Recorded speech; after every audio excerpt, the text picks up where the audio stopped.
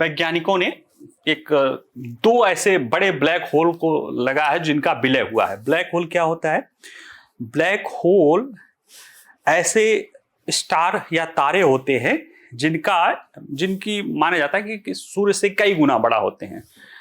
सूर्य से 3 गुना से ज्यादा बड़ा होंगे तभी वो सुपरनोवा में जाएंगे, मतलब वो विस्फोट होगा।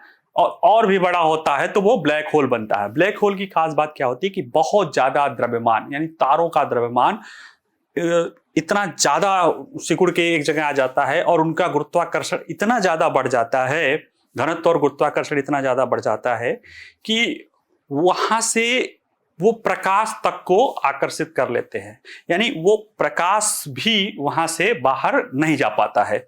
तो ऐसे में ब्लैक होल्स का पता कैसे लगाया जाए? हालांकि बाकी रेस के जरिए पहले पता था कि ब्लैक होल किसी भी रे को जो है नहीं करते हैं, लेकिन अब पता चला है कि वो कुछ रेडिएट करते हैं, उनको भी अध्ययन किया जाने लगा है। साथ ही साथ जो ग्रेविटेशनल वेव होती हैं उनके जरिए ब्लैक होल्स को के बारे में सही जानकारी पता लगता है। तो हाल फिलहाल में वैज्ञानिकों ने देखा है कि अब तक जितने भी देखे गए हैं ब्लैक होल का विलय, जब दो ब्लैक होल क्या होता है, जैसे एक तारा है, एक ब्लैक होल है, एक दूसरा तारा भी उसको करता रहता है और ये घूमते घूमते आकर्षण से धीरे धीरे आते हुए जब आपस में पहुंचते हैं तो ये इसमें विलय हो जाता है।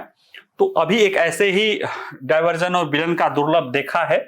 इसमें अपार ऊर्जा निकली है, गुरुत्वाकर्षण तरंगे भी निकली है और इसमें यह बताया गया, इसका नाम है GW231123 और इसमें ऐसी किसी भी घटना के देखे गए सबसे बड़े ब्लैक होल इसमें शामिल किया जा रहा है, ये बात इसमें बताई जा रही है। ब्लैक होल विलय की यह खोज अनोखी क्यों है? क्योंकि दोनों असमान रूप से बड़े ब्लैक होल हैं। एक का द्रव्यमान सूर्य से 140 गुना है, दूसरे का द्रव्यमान सूर्य से 100 गुना है और ऐसे में इसका जो गुरुत्वाकर्षण तरंग है उससे एक नया ब्लैक होल का पता लगाया गया है। इन्हें दोनों मिलकर एक नया ब्लैक होल बने हैं जिसका द्रव्यमान सूर्य का 225 गुना है। अच्छा जोड़ो, 140 और 100, 240 गुना है, 240 गुना मिले तो 225 गुना रह गए, यानी कि 25 गुना एनर्जी कहीं ना कहीं या उसका आयतन जो है खत्म हुआ, यानी वो ऊर्जा में बदला होगा या वो और ज्यादा डेंसिटी बढ़ होगी, उसकी ग्रेविटेशनल फोर्स और ज्यादा बढ़ गई होगी।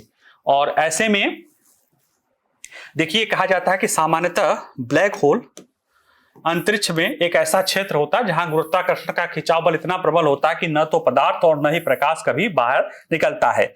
ऐसे में एक ब्लैक होल आइंस्टीन के सापेक्षता के समान सिद्धांत द्वारा अनुमत अधिकतम गति के करीब घूम रहा था। यह खोल ये बताता है न केवल ब्लैक होल विलय के पिछले रिकॉर्ड तोड़ती है, बल्कि ब्लैक होल निर्माण और विशाल तारों के जीवन चक्र के बारे में भी ये इसमें पता चलता है। और इसके जानने में जो महत्वपूर्ण भूमिका अदा करता है वो गुरुत्वाकर्षण तरंगे होती हैं। ये ग्रेविटेशनल फोर्स होती है जिनके जरिए द्रव्यमान आता है। ये भी आइंस्टीन ने ही दिया था कि वो ग्रेविटेशनल तरंगे ही होंगी जो किसी बॉडी से गुजरती हैं तो वो उस पर अपना प्रभाव डालती हैं और किसी पिंड से करती तो उसको पूरा पकड़ लेती हैं।